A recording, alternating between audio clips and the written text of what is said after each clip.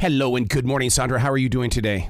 Hello, Arrow. You know the magazine cover. I grew up with National Geographic, so it's always going to be a magazine to me. The book cover says National Geographic Kids. You're now on the line with Arrow. Hello and good morning, Sandra. How are you doing today? I'm doing well, Arrow. How are you? Absolutely fantastic. I'm always going to look at it as being the National Geographic's magazine because that's the generation I come from. But boy, this book, and I know on the outside cover it says National Geographic Kids, but I'm telling you, this is an adult book as well. It totally is an adult book as well. I think it's great for everyone to dive into water with this book. Water is a huge part of my poetry, the way that I write, the way that I walk in life. And because I'm always inspired by that raindrop that's going to find its way to the ocean. And you give me an opportunity to dive deeper into the spiritual shape of water.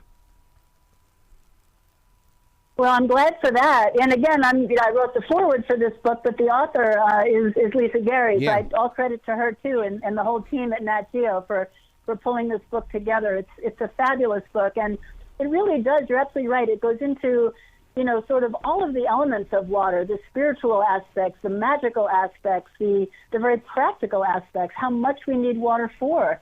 It's all there, and I think it's so multidimensional in exactly these ways, and it allows everyone to connect to water in whatever way makes the most sense to them and become more interested in conserving it and protecting it. Well, the entire gang at National Geographic, they totally understand, and they're so willing to teach it that everything on this planet needs water. And I hope this opens up a lot of people's eyes. Well, I hope so, too. And it really is the most fundamental thing that we can say about water, that it is the basis of life.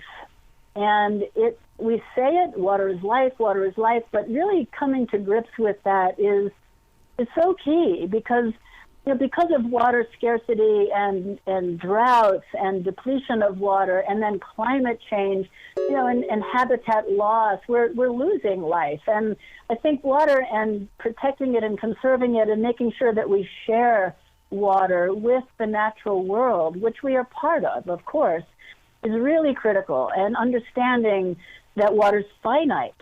Yes. There's only so much there, and that using it wisely, sharing it with each other and with nature is essential to all of us having a secure future and a happy future. So I think that connection is really critical. You hit it right on the head. Well, you hit it on the head when you said share, because I don't want to bring any politics in here, but over the past couple of days, they're trying to reshape the flow of the water of the Colorado River, but a lot of states are going to suffer. And right away, my heart has been crying because it's like, no, we can't take away the water from these areas that were already thirsty. And so, we have to figure out how to share it better. We do have to figure out how to share it better. And there's an ethical question to that. There's a technological question to that. There's an equity question to that. And I think applying all of those values is really critical. The fact of the matter is we're using more water in the Colorado River Basin. To cite the example you brought up, we're using more water than is there, which means we're depleting it. Yes. And we have not been sharing with nature. If you go to the very end of the Colorado River, the Delta has not received water for decades, right? There is no water flowing through the Delta anymore. And that used to be a beautiful, beautiful wetland for birds and wildlife. And it's a desiccated place now. But what we've learned from an experiment that's been going on for the last, 10, 15 years now, is that if we give some water back, life returns. I was down there to see part of this experiment, and it was just amazing to see that when you allow water to flow back through that delta, the life begins to return. And that's a hopeful message that even if we have sort of lost wetlands here and there, we've depleted rivers here and there, we've dammed rivers all over the place, if we can let them flow again, if we can bring water back to them, if we can restore wetlands, life comes back. Nature is resilient if we give it a chance. And I think that is a very important message, a very hopeful message as we go forward. You're so right about that, because that's happening here in the Carolinas. They just redid this whole entire lay of land and brought water to a river that's been dry for 100 years. And I cannot wait to watch how nature is going to change in this Great Falls, South Carolina area, because it's going to change the concept of thought as well as the human concept of where we're growing, because we just accept things when they happen. Oh, it's nature. Oh, it's nature. Well, as humans, let's do something about it.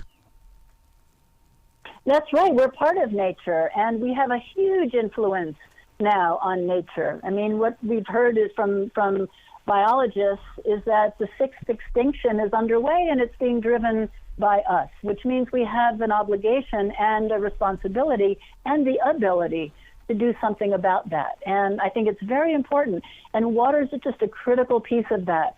One of the most hopeful things I've seen in this country is that over the last 30 years, we have moved toward taking down dams that we no longer need. These were dams that might have been built in the 19th century for textile mills and so on, and they're no longer functioning as dams in the way they were built, but they're still blocking the rivers, and often they're a safety issue. If they're not being maintained, they can break down. And so we're taking them down intentionally. We've taken down about 1,600 dams, mostly small ones, but some sizable ones, which is letting rivers flow free again and restoring habitat, which is giving fish and aquatic life the habitat they need to come back.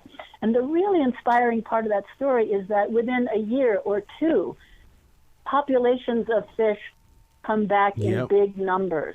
I mean, I think larger numbers than most of us would have expected. Whether it's shad or salmon, they come back when given the opportunity. And again, that's the resilience of nature if we give it a chance.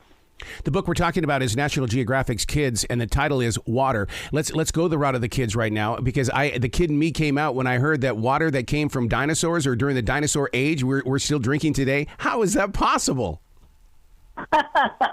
It's pretty amazing. Well, it's because water is finite, right? There might be a little bit of water that's added through what we call cosmic snowballs, that bring a little bit of water in.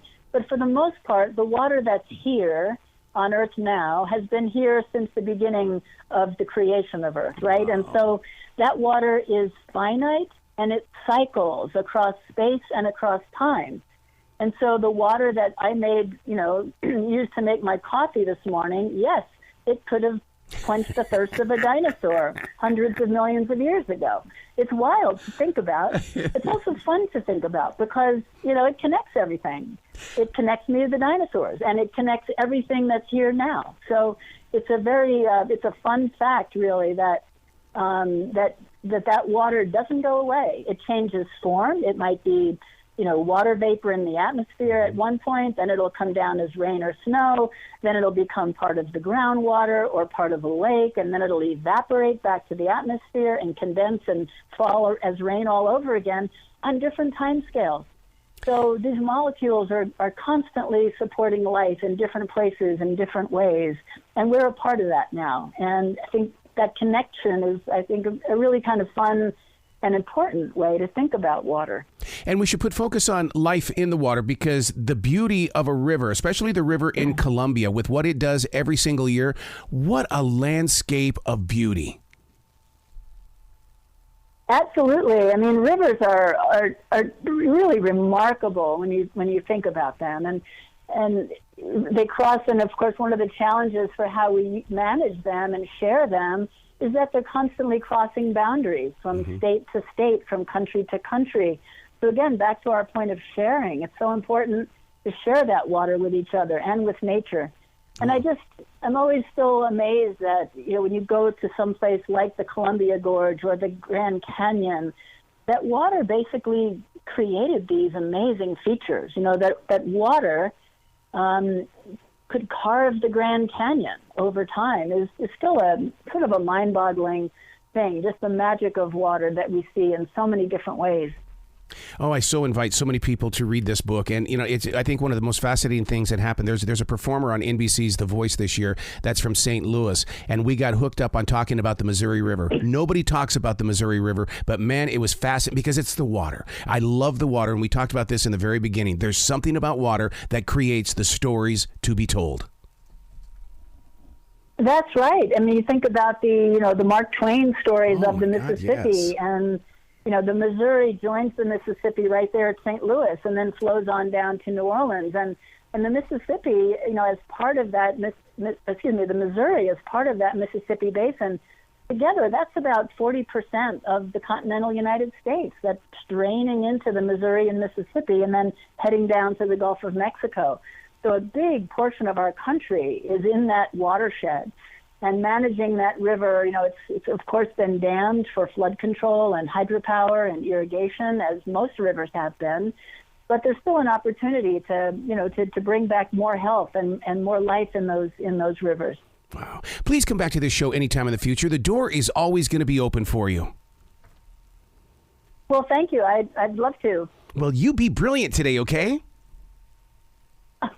Well, you do the same. Thank you very much for taking the time. You bet. Thank you.